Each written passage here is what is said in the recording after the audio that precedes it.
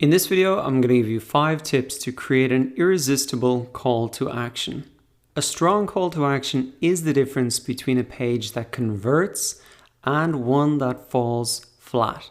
So the first tip to create an irresistible call to action is to have a call to action on every page, not just your home page, but also your blog posts, in your emails, and really any Facebook post or any marketing content that you do. Because everything that you write should have a call to action. After all, you're creating that piece of content for a specific reason. You want to build engagement with your prospects and audience and really get them to start taking action.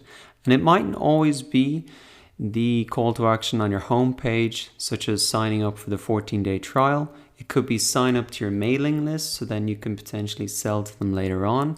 Or it might even be in an email, getting them to share it with somebody or reply to you so you can learn a little bit more about their problems and what you can help them with.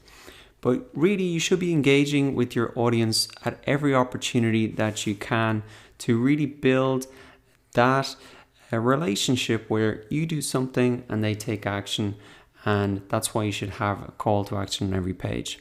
Now, I also recommend that you begin with the end in mind. So before you start writing anything, an email, a blog post, or a landing page, decide what action you want that reader to take at the end so you're really clear on it, because if you're not clear on it, they're not going to know what to do. So the second tip to create an irresistible call to action is to start with a verb. Now, it is called a call to action, so really start that call to action with action verbs like start, try, download, subscribe, watch, share, fill out, find out, shop, or order. It just makes it really clear that you're expecting them to take an action, and the best way to show that is by starting with an action verb. Now, some of these action verbs like start or try are great to use because they don't seem as committal as something like buy or shop. And that's why a lot of sites, even online course sites like Udemy, will say try any course, enroll today instead of buy or shop, because it sounds like not a big as commitment. So if you have the option, try and pick a verb like start or try that doesn't sound like a big of a commitment like shop or order. Now, the third tip to create an irresistible call to action is to create a sense of urgency. And here are some easy ways to create a sense of urgency in your call to action.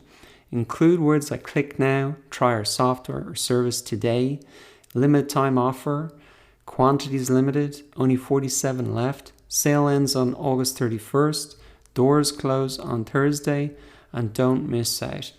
These are all ways to create that sense of urgency.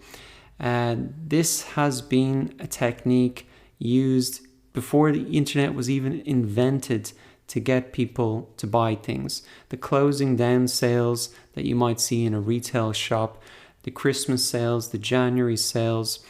People know that there's a deadline there, and that really encourages them to buy because it creates that sense of urgency.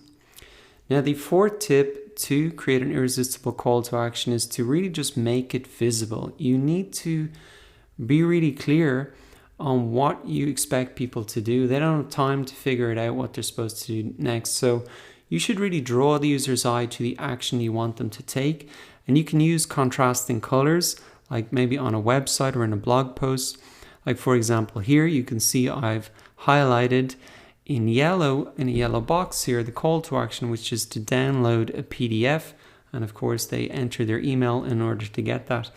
So I get their email address. But on the page, hopefully it's a bit zoomed out, but you can see that that really does catch the attention of the blog post. Now, also in the sidebar here, hopefully you can see that this really is a contrasting color I've used to catch attention, and it's the email sign up form in the sidebar of my website. But if you're using an email, for example, you can just simply bold the call to action like I've done here on the slide, and you can really see it pops or sticks out. Another tip for emails as well is actually paste the full link into the email. When people see links, they automatically know that they're supposed to click on them And I would recommend you paste the full link in rather than say click here, because if you just have click here, it can really get lost. It's easy to miss. And if you want to make it visible in an email, you can just paste the whole link in. Even on a Facebook post as well, pasting the whole link in makes it really visible. It's really obvious what you want them to do. So tip number 4 is to make it visible.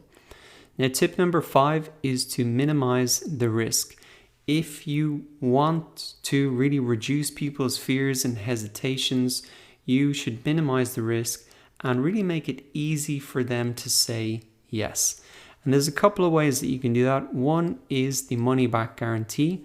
And you can use a phrase like join today and enjoy our 100% money back guarantee for 30 days.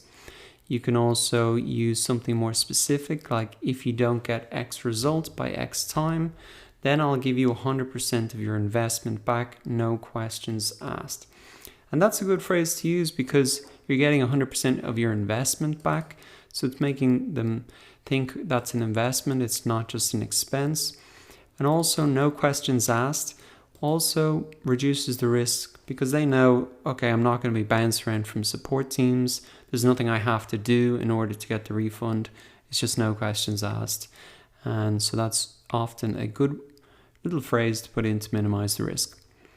Now, another way you can minimize the risk is by saying something like start your free trial today, no credit card required, no software to install. So the risk is not just in terms of their money, but it's also their time and effort.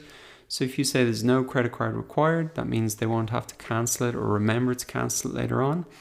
And there's no big installation process, which really means there's no risk of their time and wasting it.